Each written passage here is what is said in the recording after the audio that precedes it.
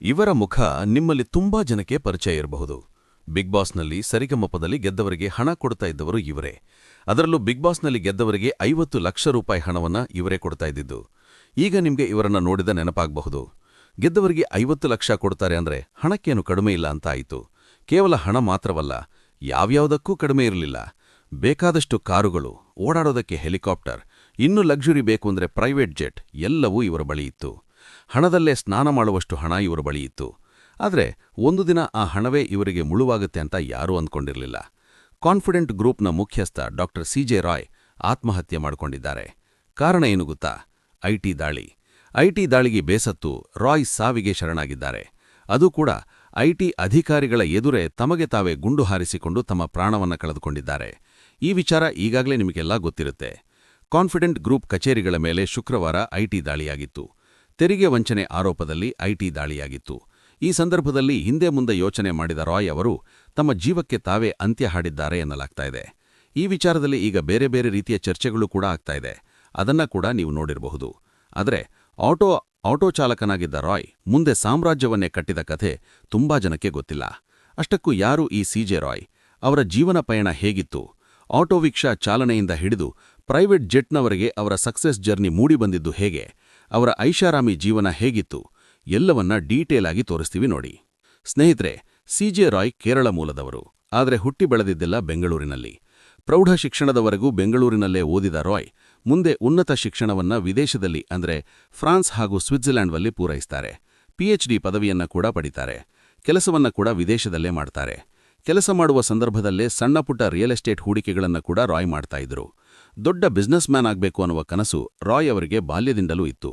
ಆದರೆ ಆರಂಭಿಕ ಹಂತದಲ್ಲಿ ಅಷ್ಟೊಂದು ದೊಡ್ಡ ಮೊತ್ತದ ಹೂಡಿಕೆ ಮಾಡೋದಕ್ಕೆ ಅವರ ಬಳಿ ಹಣ ಇರಲಿಲ್ಲ. ಹೀಗಾಗಿ ಬೇರೆ ಬೇರೆ ಕಂಪನಿಗಳಲ್ಲಿ ಕೆಲಸ ಮಾಡೋದಕ್ಕೆ ಶುರು ಮಾಡ್ತಾರೆ. HP ಅಂತಹ ಕಂಪನಿಗಳಲ್ಲಿ ಕೆಲಸ ಮಾಡಿದ್ರಂತೆ. ಇನ್ನು ರಾಯ್ ಅವರ ರಿಯಲ್ ಎಸ್ಟೇಟ್ ಕನಸಿಗೆ ರೆಕ್ಕೆ ಕಟ್ಟಿದ್ದು ರಾಯ್ ಅವರ ತಾಯಿ. ರಾಯ್ ಅವರ ತಾಯಿ ಸೈಟ್ಗಳನ್ನು ತೆಗೆದುಕೊಂಡು ಅದರಲ್ಲಿ ಮನೆ ಕಟ್ಟಿ ಮಾರಾಟ ಮಾಡ್ತಾ ಇದ್ರಂತೆ. ತಾಯಿ ಮಾಡ್ತಾ ಇದ್ದ ಇದೇ ಬಿಸ್ನೆಸ್ ಮಗನ ಭವಿಷ್ಯವನ್ನೇ ಬದಲಾಯಿಸಿಬಿಡುತ್ತೆ ಅಂತ ಯಾರೂ ಅಂದ್ಕೊಂಡಿರಲಿಲ್ಲ. ಇಂಟ್ರೆಸ್ಟಿಂಗ್ ಸಂಗತಿ ಏನು ಗೊತ್ತಾ? ಕೋಟಿ ಕುಬೇರ ಸಿ.ಜೆ. ರಾಯ್ ಒಂದು ಟೈಮ್ನಲ್ಲಿ ಆಟೋ ರಿಕ್ಷಾ ಚಾಲಕರಾಗಿ ಕೂಡ ಕೆಲಸ ಮಾಡಿದ್ರಂತೆ. ಮಸಾಲಾ ಸೋಡಾ ವ್ಯವಹಾರವನ್ನ ಕೂಡ ರಾಯ್ ಮಾಡಿದ್ರು. ಅದರಲ್ಲೂ ಕೂಡ ರಾಯ್ ಅವರಿಗೆ ಸಕ್ಸೆಸ್ ಸಿಕ್ಕಿತ್ತು.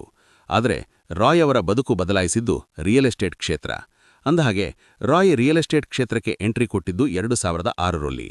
ಬೆಂಗಳೂರಿನಲ್ಲಿ ಕಾನ್ಫಿಡೆಂಟ್ ಗ್ರೂಪ್ ಅನ್ನ ಇವರು ಹುಟ್ಟಾಕ್ತಾರೆ.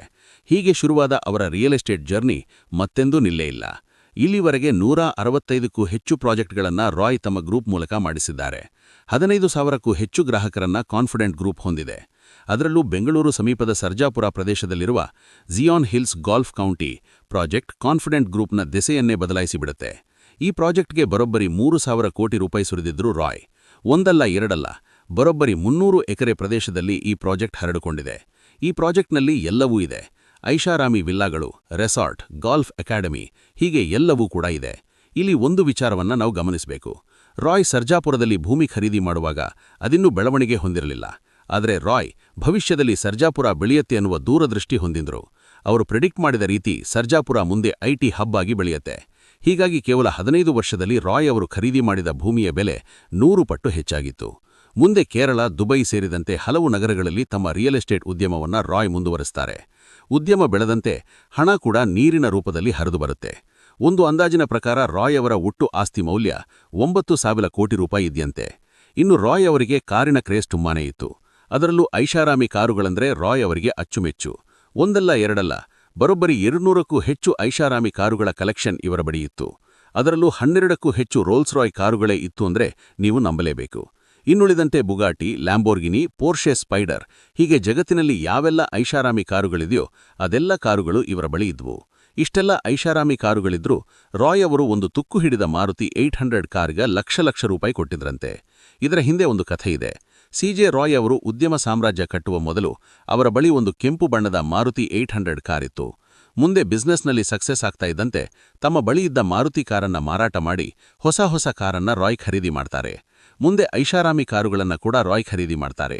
ಎಷ್ಟೇ ಐಷಾರಾಮಿ ಕಾರುಗಳನ್ನ ಖರೀದಿ ಮಾಡಿದ್ರೂ ಕೂಡ ರಾಯ್ ಅವರಿಗೆ ತಮ್ಮ ಮಾರುತಿ ಕಾರಿನ ನೆನಪು ಆಗಾಗ ಆಗ್ತಾ ಇತ್ತು. ಅದರ ಮೇಲಿನ ಪ್ರೀತಿ ಕಡಿಮೆ ಆಗಿರಲೇ ಇಲ್ಲ. ಹೀಗಾಗಿ ಹೇಗಾದರೂ ಮಾಡಿ ಅದನ್ನ ಮರಳಿ ಖರೀದಿ ಮಾಡಬೇಕು ಅಂತ ರಾಯ್ ಸೋಷಿಯಲ್ ಮೀಡಿಯಾದಲ್ಲಿ ಒಂದು ಪೋಸ್ಟ್ ಮಾಡ್ತಾರೆ.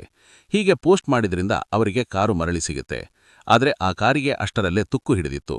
ತುಕ್ಕು ಹಿಡಿದಿದ್ರೂ ಕೂಡ ಬರೋಬ್ಬರಿ 10 ಲಕ್ಷ ರೂಪಾಯಿ ಕೊಟ್ಟು ರಾಯ್ ಆ ಕಾರನ್ನ ಮರಳಿ ಖರೀದಿ ಮಾಡಿದ್ರಂತೆ.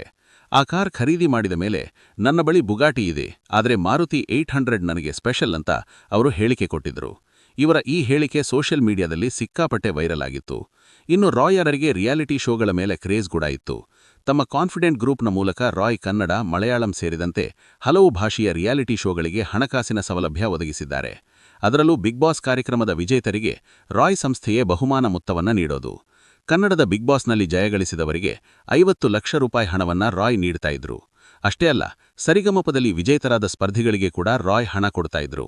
ಇನ್ನು ಸಿನಿಮಾ ನಿರ್ಮಾಣಕ್ಕೆ ಕೂಡ ರಾಯ್ ಕೈ ಹಾಕಿದ್ರು.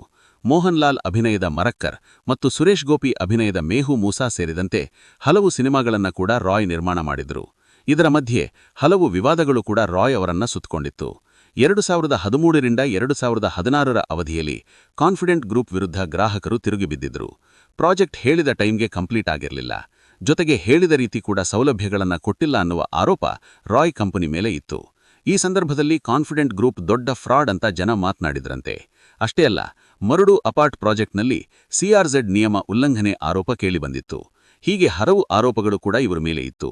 ಹೀಗೆ ರಾಯ್ ಹಲವು ವಿಚಾರಗಳಿಗೆ ಸುದ್ದಿಯಾಗಿದ್ರೂ ಕೂಡ ಬಡವರು ಅಂದ್ರೆ ರಾಯ್ ಹೃದಯ ಮಿಡಿಯುತ್ತಿತ್ತು. ಅದಕ್ಕೆ ಸಾಕ್ಷಿ ಕೇರಳದಲ್ಲಿ ಸಂಭವಿಸಿದ ಭೀಕರ ಪ್ರವಾಹದ ಸಂದರ್ಭದಲ್ಲಿ ಅವರು ನೆರವಾದ ರೀತಿ.